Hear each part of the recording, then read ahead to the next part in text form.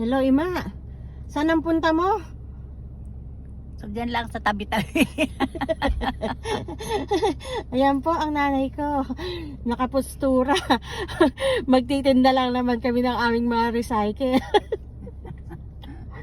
Sa tingin mo, magkano ang mapagbibilan natin? Ilang milyon sa mga recycle natin? Dati, ang napagbilhan namin ay 20 million. $20 lang pala.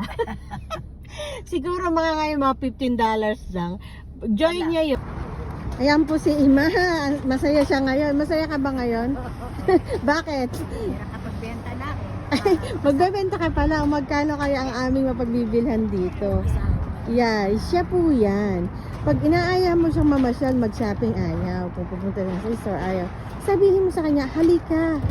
Ibenta na natin ang ating mga recycle. Ay, mabilis pa siya sa alas 12.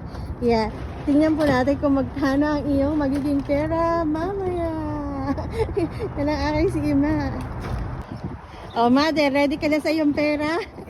Sa pinagbilhan mo? Oh, ilapag na ang kamay.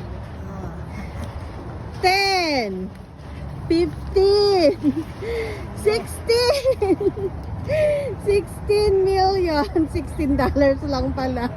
Inipon niya yan siguro. Mga ilang buwan mo inipon yun? Mga 2 buwan? 3? Hindi, 2 buwan lang. 2 buwan lang. Mga 2 buwan naming recycle. 16 bucks. O, sangka pa, diba? O, sige, halika na. Bili na tayo ng candy. Bili na tayo ng chocolate. Yun lang, mabibili niya eh. O, sige po, bye na.